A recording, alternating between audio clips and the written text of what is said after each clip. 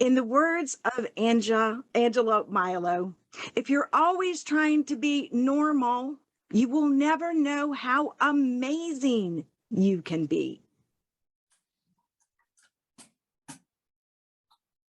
Distinguished Toastmasters, fellow Toastmasters, and guests, I am so excited to do this workshop for you because I know how things will change for you at the end if you have these simple systems in place. I want you to imagine for just a minute that you are eating your favorite piece of cake. What is it? I'm going to give you a few seconds to get that in your mind. I want you to see it. I want you to smell it. I want you to taste it in your mind. Is it a birthday cake, a wedding cake, strawberry shortcake, your grandma's chocolate sheet cake? What is your favorite cake? You can put some of those answers in the chat. We might use those later. Can you ice a cake before you bake it? No, we can't, but that's what we try to do sometimes when we are writing speeches. I've worked with students who are writing papers. Pencil, paper. They're just trying to push the pencil across the paper, hoping that it turns into something. They start with the word and then maybe they can get a sentence and maybe it's going to turn into something. But once they have a system, it works a lot better. Keep this idea of the cake in mind. Maybe you like to dabble, you get in the kitchen, you want to create your own recipe. That's wonderful, that's fine. But you have to have a skill set. You have to be intuitive to do that. But when you're first learning, you need that recipe so that you know every step to take. That's what I'll be giving you today, is the recipe for writing these amazing speeches. I know you're Toastmasters. I know you can do impromptu speeches. I'm sure you've done those wing it 5 to 7 minute speeches that Lefford referenced in his keynote speech before. We've all done that. But what if we can take good to great? We have to start with a plan, with a foundation. Everything starts with form, then the fullness. But sometimes we have an idea and it's so wonderful, we just want to build on the idea, and we get halfway through the speech and it's not flowing the way that we needed it to. Let's back up. 5 steps.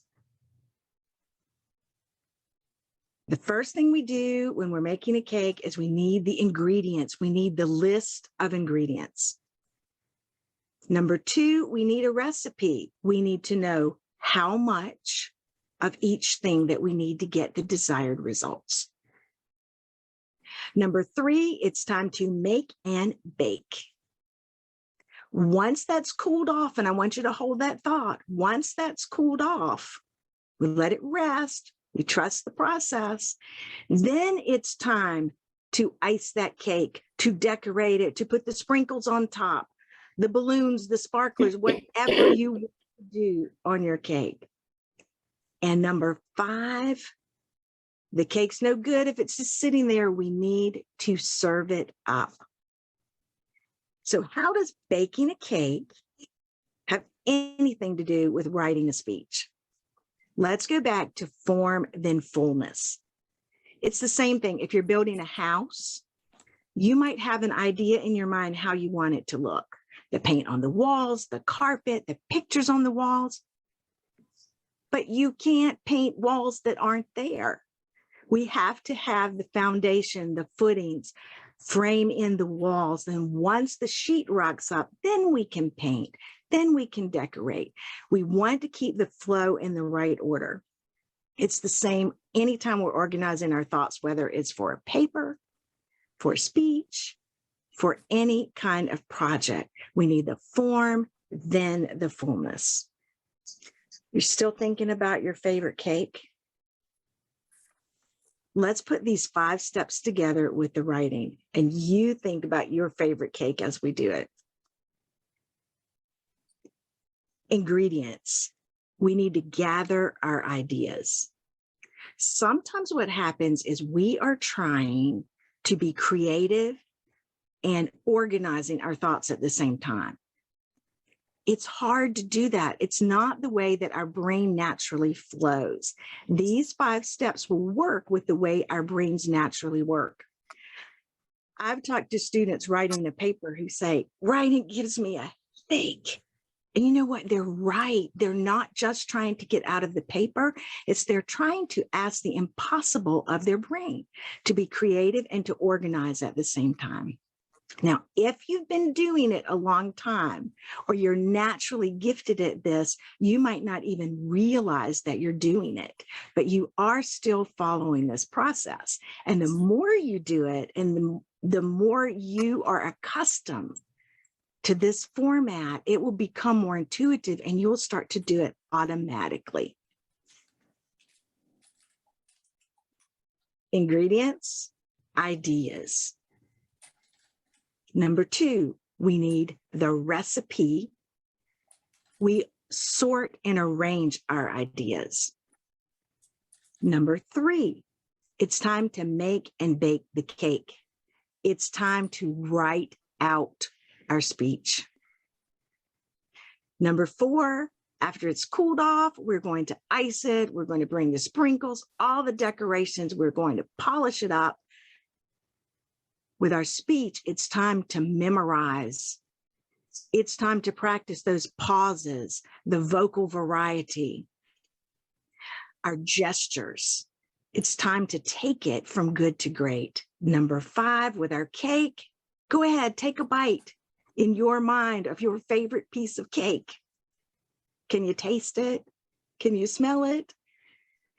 Number 5, serve up that speech. It's time to actually deliver it.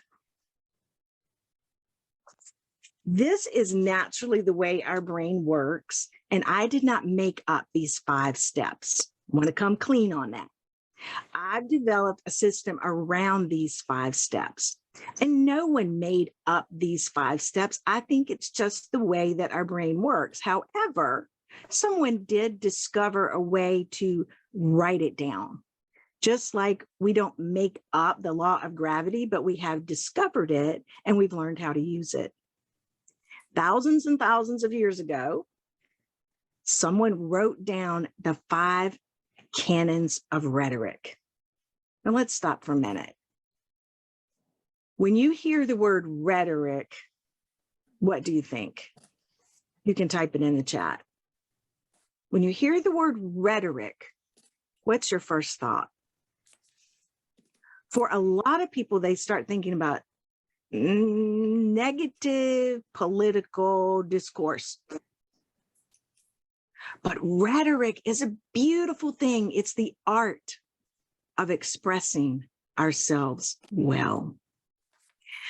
So instead of using a lot of ancient Latin words like inventio, in elocutio, in memoria, we are talking about cake because we love cake. And if you don't have a cake you love, I'm sure you love something. Maybe your granny's biscuits, like Jim Hatchell. You love something that has to be baked and put together. So hold that in your mind. How do we take this from good to great? I'm going to screen share here in just a moment, and we're going to walk through this. This is a workshop, okay? In just a moment, I'm going to stop doing the talking and I'm going to get you working. I hope you had your coffee. If you didn't, take a good deep breath, a good stretch, stand up if you need to, because you need your brain working and ready to go. Give me just a moment.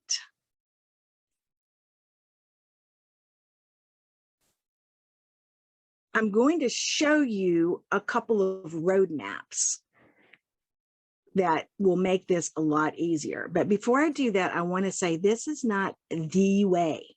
This is not the only way, but have some kind of plan, some foundation that you are building on.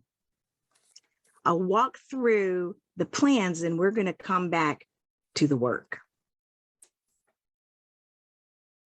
This is the roadmap. If you're looking at this on a phone, it might be really small and you can't see it, but rest assured that this will all be on the District 58 file for this workshop.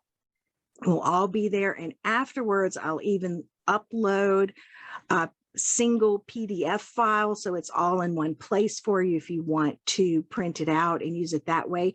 Or you can use these Google Drive sheets interactively.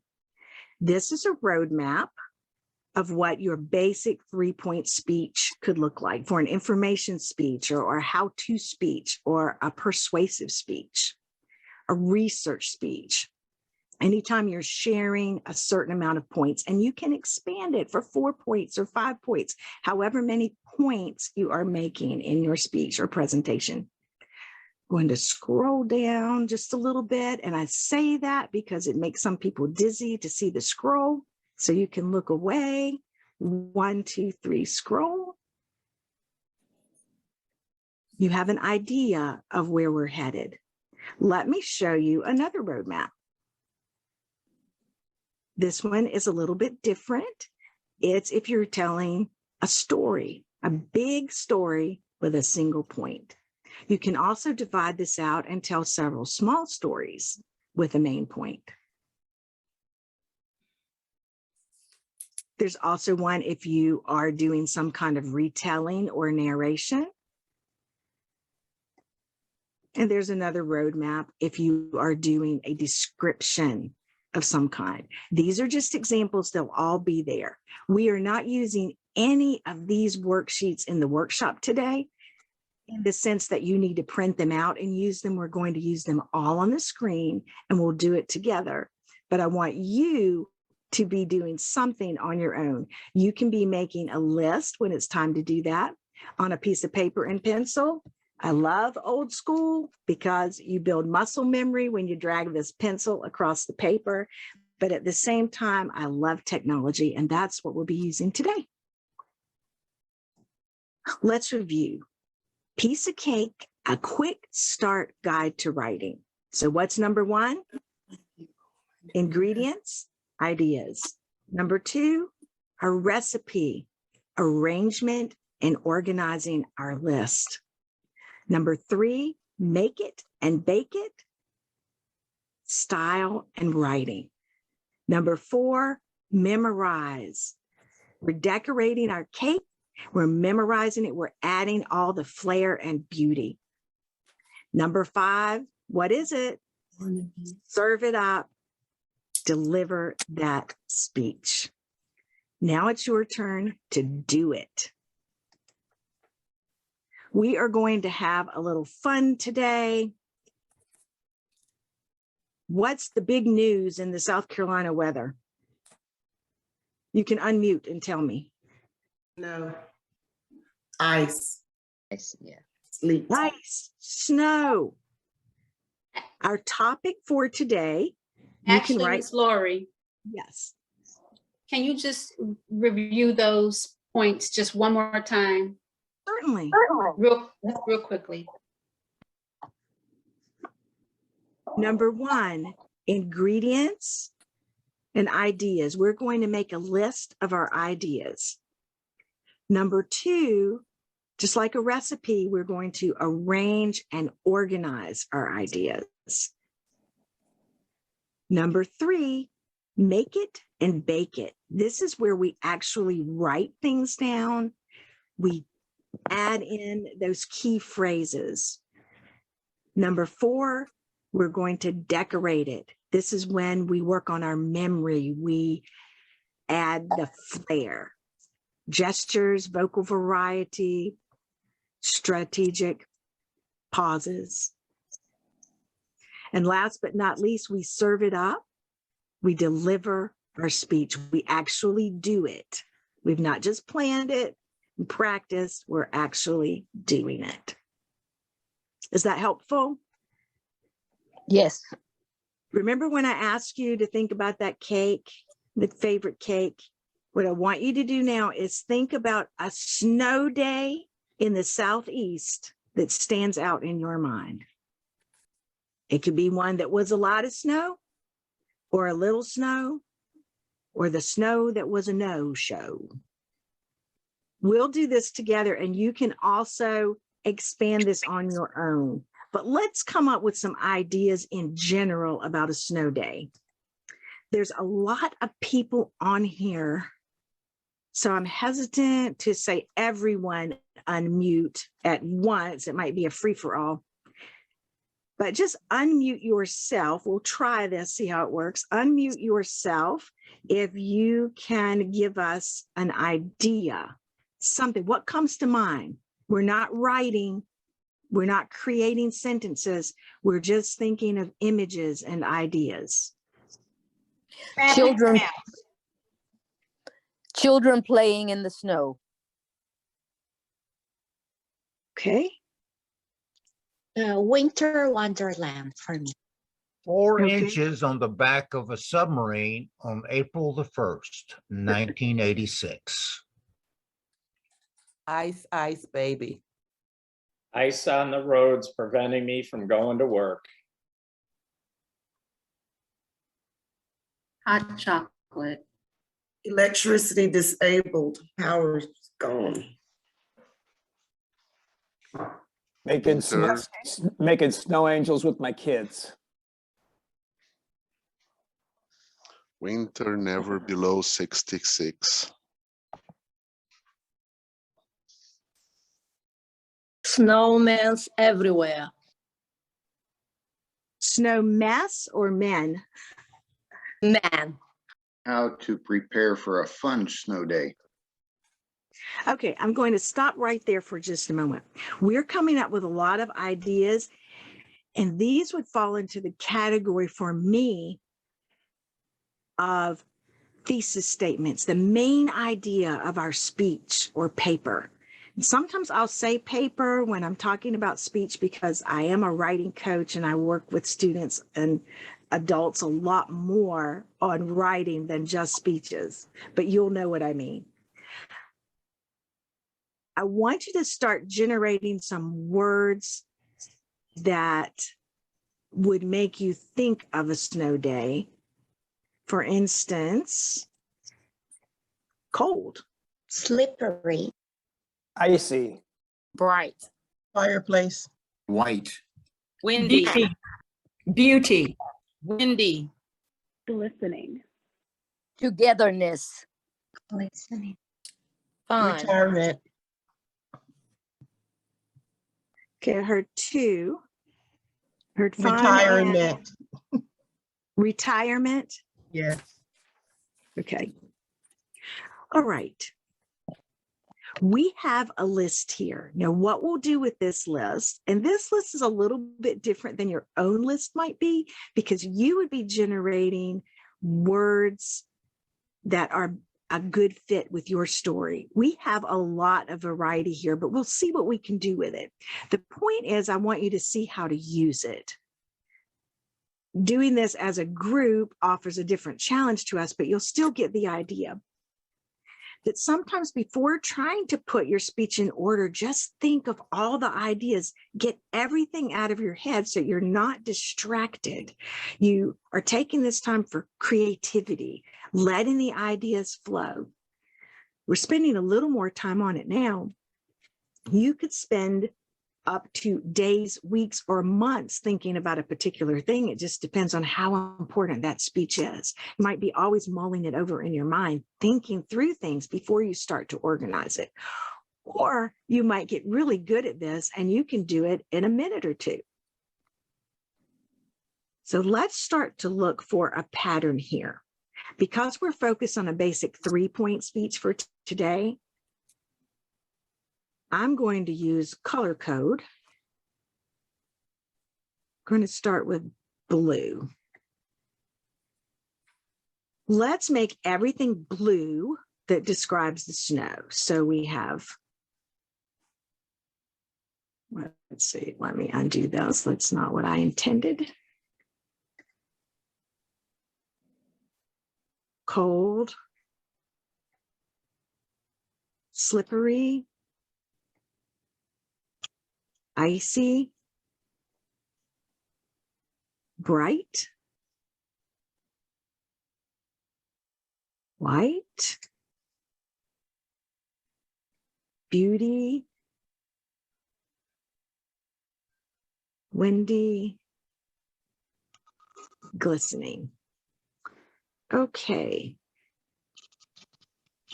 Let's look at some of the other things we have on here. I'm going to make this a bit smaller, see if we can see more of our list.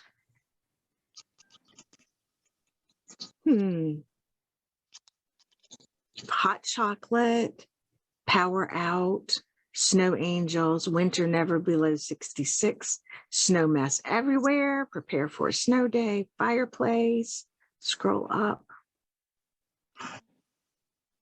Does anyone see any kind of pattern to what we're talking about here? We want to see if it's taking shape. Our ideas are taking shape.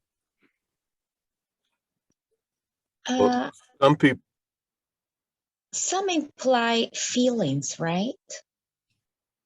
Yes, some do seem like feelings, yes. Yes. Does somebody else have a suggestion? I think keeping warm on a snow day. Okay, we can add that. Yeah, we can do that. Well, some of it looks positive, Lori, and some of it looks negative. You know, as how you see snow day is. That's a good point. I like that. I like that. So let's run with that and see what happens.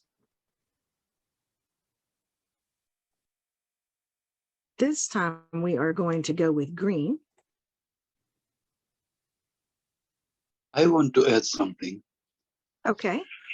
I would put there something about your childhood memory about snow.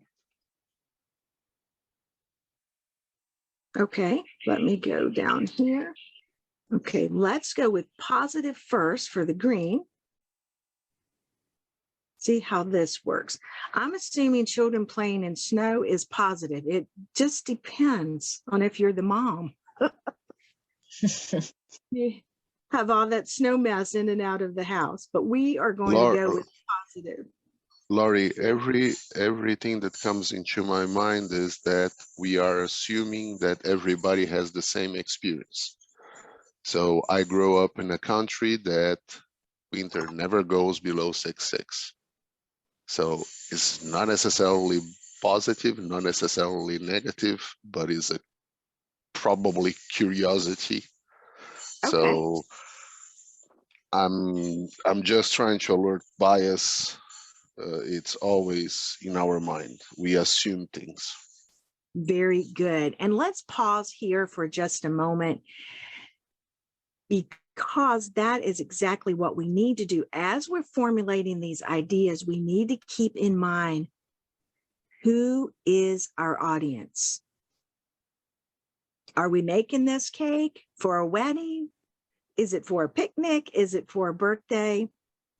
Is it to make someone feel really special? What is the purpose of the cake you would be making? What is the purpose and the audience of this speech? And I'll show you exactly how that fits in just a moment. Thank you for bringing that up.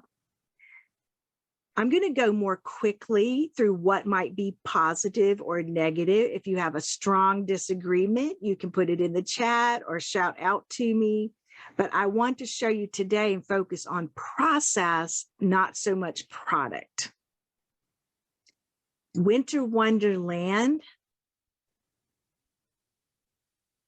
is going to be positive. Ice on the roads.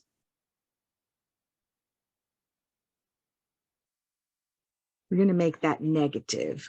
Power out, I'm assuming, is a negative. Snow angels with kids, positive. Snow mess everywhere, negative. Prepare for a snow day, that's a little neutral. togetherness, fun, retirement, that's a little more specific, childhood memories about the snow, that could go either way.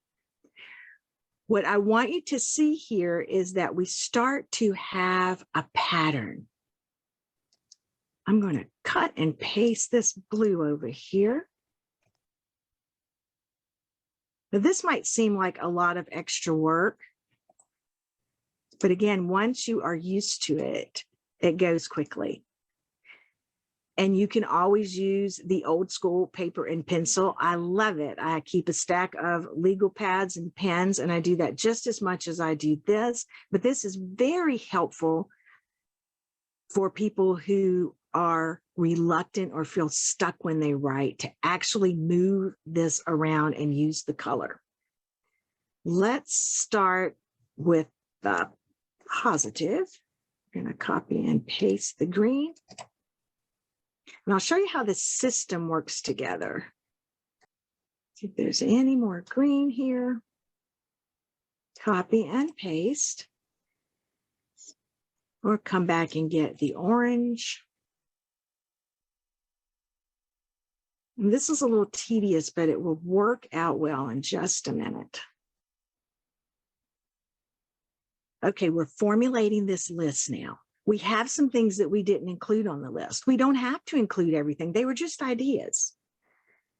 We're brainstorming. We might not use every single idea, but we can keep these things because they might come in handy when we are doing our introduction or conclusion and we want to pull some of this in there.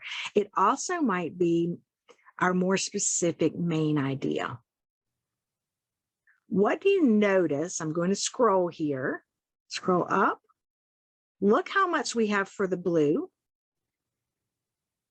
Look how much for green. And 1, 2, 3, scrolling. Look for the orange. We're a little light on the orange. So we could do a little more brainstorming on this particular point if that's how our speech is taking shape. Now, again, we're doing this as a group project. If you were doing it specifically, you would already have a better idea of what you're doing. Now we're going to organize. We're going to take this to another level. I'm going to copy, paste. Going to go back and... This is Lefford, just a quick question. Is there ever like a go-to number? Because as you said, it's a little sparse. Do you need, for you, at least five things on each, or does it even matter? That's a very individual decision, because you might know in your speech that you are going to tell a little story here in paragraph 3 that would add to your time. So sometimes you want to think about your timing as well as content. Does that make sense? It makes a lot of sense. Thank you. But it gives you a framework to know where the strength is. It also, if you look at this paragraph where we're describing the snow, that might go very quickly. So even though you have a lot there, it might go quickly. You want to think about how you're doing it. So now we're looking at this same information in another framework. We're looking at what it looks like to lay it out. Now, this is where we might come here and change the order of these. I might want to start this paragraph with fun. So I can cut and paste. If you're doing it on pencil and paper, you can draw arrows, rewrite it, but you are organizing it. Again, this goes more quickly once you get used to it. We're taking a long time and going slower through each part of it. Once we've done this, then we can go over to our basic 3-point speech. Let's take a look at the map quickly. We want to grab attention. We want a greeting. That's going to be specific for your audience. And Toastmasters, we say, distinguished Toastmasters. If you are in the Senate, you will greet the dignitaries there. If you are in some other organization or meeting, you will greet according to your audience. We're going to start. We have our start and introduction, but we aren't going to start there. I'll come back to that point in just a minute. So what we'll do, and I'm going to show you quickly because I know our time is limited. I'm going to take just 3 of these for now, for just the sake of example. I'm going to copy these and put them over here. Well, that didn't come through exactly like I wanted. Let me try again. Paste these. I'm going to go back and grab the greens. Again, I'm just grabbing 3. We're not thinking through, okay? I'm showing you the process, not the best product. Scrolling. Okay, we took our thoughts, we organized them. Now we've put those thoughts over on this page where we have room to really write and think through.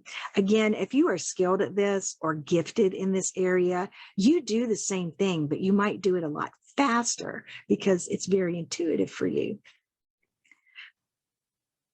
The reason that I said we save our introduction, a lot of people get stuck. You know that gap between where you are and where you want to be? There's one thing that's going to fill that gap, and that's action. You have to know what you're doing. How can you introduce something that hasn't been written yet? I can't tell you the number of times that I have worked with people who say they're stuck on their speech or paper because they can't get past the introduction. And I give them this one simple trick. Is don't write your introduction first because you don't know what you're introducing. Write your paper first and do the introduction last. Then you know exactly what to do when you want to capture attention and build your paper. So you look at these 3 here. What would be the main idea or main topic of this? I'm just going to write in beauty of snow. Again, this is not the best product, but this is the process. Point number 2, fun in the snow. Main idea. Number 3, the trouble with snow. Then all you have to do is capture these and put them up here in your introduction. Capture those main ideas, put them up here. This is where I tell my students, if you plan correctly, your paper will write itself. They don't believe me, but it almost works that way. So I have those 3 points up here. I want to repeat those when I wrap it up. So I copy 1, 2, 3 scrolling, and I put those main points here. What we've done is build a speech, just like a cake, layer by layer. We've built this speech. You can add to it now. You can add the exact words. You can begin to think how you want to say it, exactly how you want to say it. But you have this framework. And if you get to a place that's a little rough spot and you want to fix it, you can go back to the beginning, think of more ideas, see where it falls out, and organize and sorting, and then put this in the roadmap. You're doing a lot of copying, pasting, and that's what I want you to see. Once you have the ideas, you just keep expanding it. You can take a list of ideas and come up with an elevator speech and even stretch it to a keynote and stretch that to a full day workshop. But that's another workshop for another day. Today, we're just focused on the amazing speeches. Last but not least, you're going to serve this up. Now, I'm going to open the floor for some Q&A, and let's see if we can get those questions answered. Hi, Lori. First of all, coming to you from Burlington, Ontario. So we're always used to the cold and the snow, but a great process. And I've certainly used the pushing the pencil across the paper many times. And I felt that connected me better to writing the speech rather than just punching the keyboards. But now I can see through your method how I can combine the two. So really great, really appreciate the process. And you mentioned at the beginning, is that something that you'll make available afterwards? Yes, all the worksheets will be in the Google Drive for the recordings. They'll be with the recordings. You'll have all that information will be available. I'm not sure exactly how they'll have it organized, but there will be a Google file with the recordings and also with the worksheets. And I plan to add to it a PDF copy for people who prefer to print and use it that way, or you'll have the interactive Google Sheets to use yourself. And I'll leave our example that we did today, and I'll make a note to put another example in there that might be a little more succinct. Thank you. I have a quick question. I like the process, but how do I incorporate my, say, funny moment, or whether I want to make it persuasive or into the whole line for the delivery portion of it? Well, first of all, you want to go back and with our cake analogy is think about who is this cake for? What's the purpose of this cake, of this speech? Know your audience very well. Have your purpose in mind when you're doing it. What I showed you today and all we had time for was to just get the nuts and bolts of the foundation. We built the form, and you can always come back and change it if you don't like it. Again, this is not the way to do it. It is a way to do it, but you want to have some way that you separate generating your ideas and capturing your ideas. And you might go through these first 3 steps over and over until you get it exactly the way you want. You may even polish up and deliver a speech and then come back and go through this process again because you want to take it from good to great. You want it to be amazing. Thank you. So just take that time. I find for myself that once I have this base, being a Toastmaster and accustomed to speaking, I like to almost write the speech out loud, the specifics as I'm going through. I want to hear how it sounds.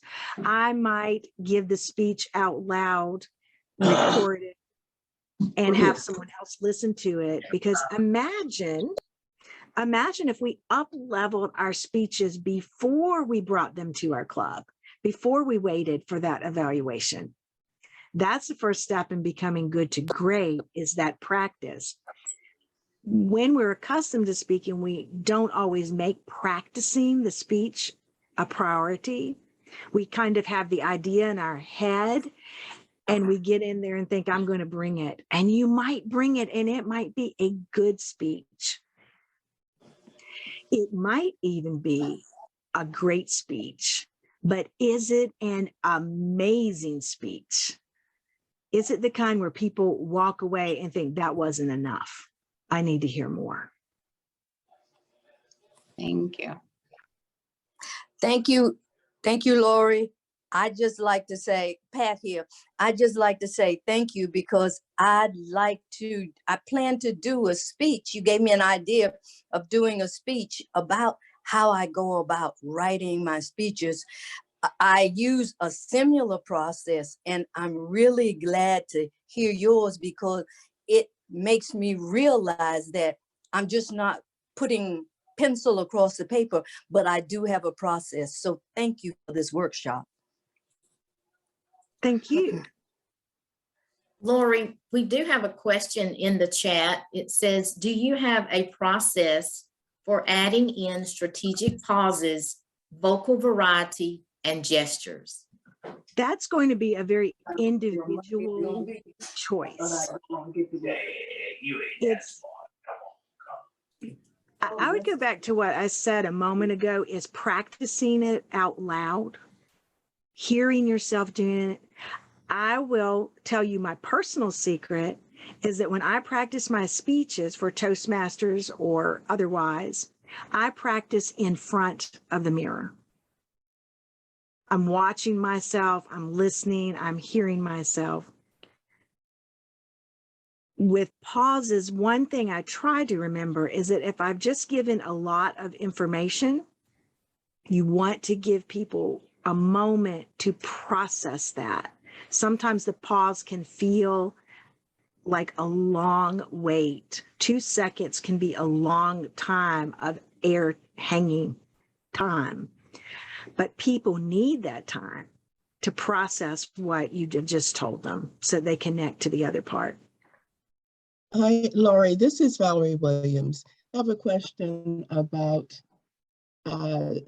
your audience. And I know this, we hear this in Toastmasters that, well, actually in any format where you're speaking. But in the case of the example you were giving, we were talking about snow, and I think it was Eduardo who came on and said he, never got below 66. So you're making a speech and you're talking about snow and people's experiences. When you are doing that and you keeping your audience in mind, and someone doesn't have that experience, do you make that pivot to, or do you make that disclaimer at the beginning? This might not apply to everyone, but this is my experience with snow. Or do you make that pivot when maybe that comes up? Because we always want to keep our audience in mind, but I guess we can't keep everyone in the audience in mind. Right. I think that's a good question that we ask beforehand. In Toastmasters, of course, we have a lot of variety, but what if you're speaking for your work? You're speaking to a particular audience, then it's good to invest and find out as much as you can about that audience before you get there. Know as much as you possibly can. I once heard a speaker who had raving reviews in other places in the country. But when she came to the Southeast,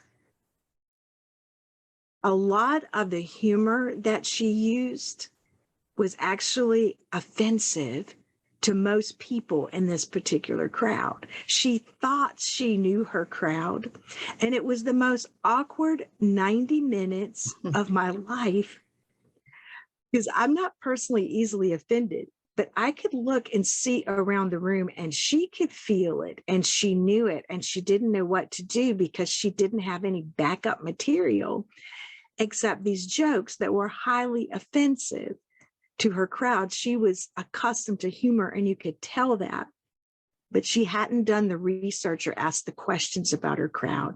If we're speaking to a general crowd, I think that's a very good technique that you brought up. It's actually a technique of rhetoric. It's called division, where you say, this might be, but it's a very good technique to add in there. And we can always up level. Today, I gave you just the basics. Thank you. Hi, Lori. This is Samantha Mullins. Thank you so much for this information and this opportunity. I have been putting off my next Pathway speech, and I feel very inspired to jump on the speech right after this learning today. So thank you again. If I wanted to learn more about the awesome tools and tips and tricks that you have, is there maybe a central location that I could look up more resources? I'm sorry, it drifted off there at the end. Could you repeat that? Oh, sorry about that. Yes, ma'am. If I wanted to learn more about the tools that you have to offer, do you have a central location where we could pull up more resources?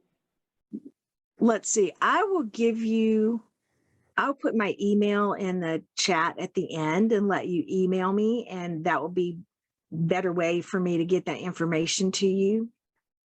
Okay, sounds If that's perfect. okay. Thank If you. anyone's interested, they can email me and I can direct you to some resources. Thank you so much. And I want to build on what she just said. As Toastmasters, we always want to be thinking about that next speech and the one after that and the one after that. We can look at our pathway, and you don't have to write the full speech. Just have a notebook or files on your phone or iPad and make that list of brainstorm ideas for your next speech and the one after that and the one after that. And it'll start to be in your mind. And when you come back to it, you can organize those thoughts or add to it, but you can always keep more than one speech going.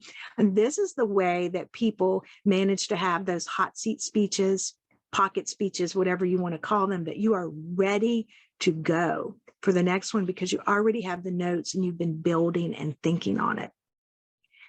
So again, we want to think about speeches as not making a cake one bite at a time. That's pushing the pencil across the paper. It's like we're going to make that one bite, decorate it, then eat it. No, we're going to make the whole cake and go through the process.